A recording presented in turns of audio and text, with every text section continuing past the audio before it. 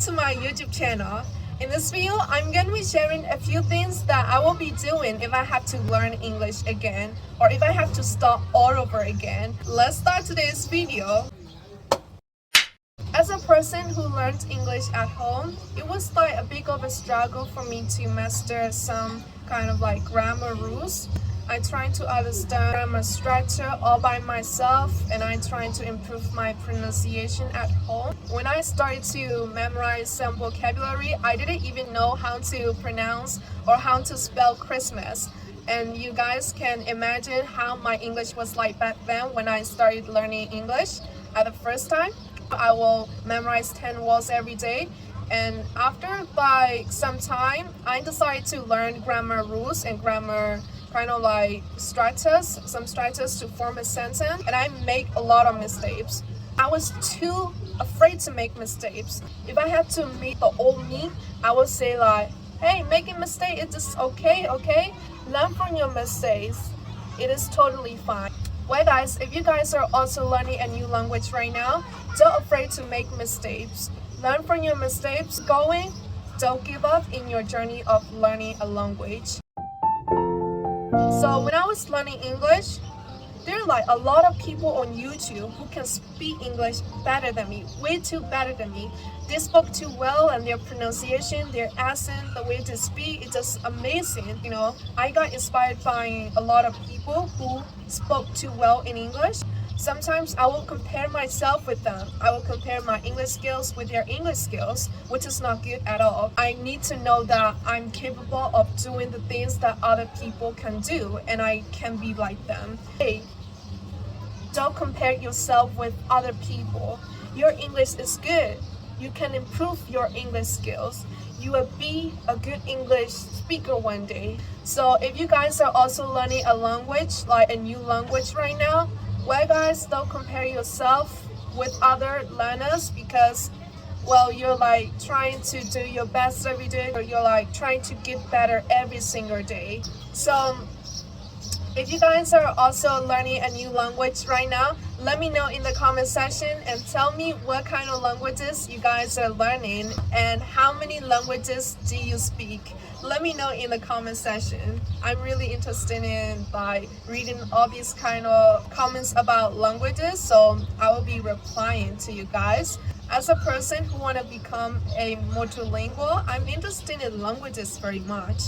You know, after I can speak a lot of languages, I'm gonna be making a video called speaking 4 languages or 3 languages, or like 5 languages, for example, just like other YouTubers out there. Yeah, it's like very inspirational. They're like speaking languages so smoothly, and they're like expressing their feelings openly, like clearly, accurately in a lot of languages. It's just like very fantastic, you know. I love it.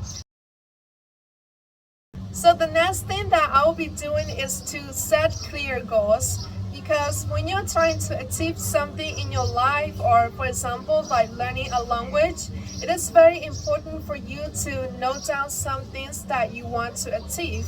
For example, in a journey of learning a language, I want to become this, so I will probably be setting clear goals when I have to learn English again right now, or when I have to learn a new language. Achieving something else in your career, setting goals is the most important thing. Maybe you want to become like multilingual or trilingual, something like that, just like me. And maybe you want to travel and communicate with people from different countries by speaking the language that you guys are learning. Maybe you have goals in your mind and note them down in your book, and after you have accomplished, well, you can like give a tick next to the goals that you have set 2 years ago or 3 years ago. It's just very satisfying, right?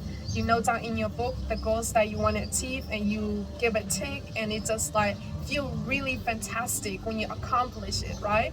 So make sure to have specific goals, or note your why, the reason why you are learning this language.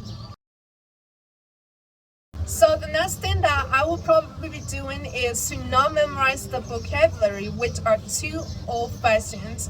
So as I told you guys before, I learned English 3 years ago, and after learning English for 1 year, I was able to speak English a little bit, and I will be trying to impress other people by using some kind of advanced and C2 vocabulary.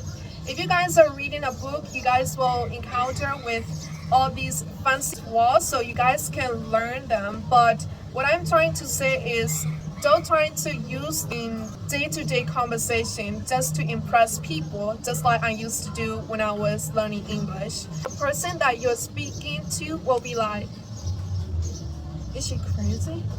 I'm just trying to keep up this basic conversation, just day-to-day conversation. Why is she using all these old-fashioned words? When you're like reading a book written by Shakespeare, you will encounter a lot of like old-fashioned vocabulary or advanced C2 vocabulary. So in this case, it is good to learn when you're trying to use some old-fashioned or too fancy vocabulary when you're having a conversation with your friends in English. You know, it is not good. You know, they just want to have a like simple conversation with you. When you're trying to use all these words, they will get confused based on my experience. Well guys, these are like the things that I will be doing or I will be saying to my old self to do when I am like learning a language or when I have to start learning a language. Okay guys, this is all for today. Thank you so much for watching this video. I hope you guys enjoyed watching this, and subscribe to my YouTube channel and make sure to hit notification bell and share this video with your friends. Well guys, I'll see you next week. Bye for now.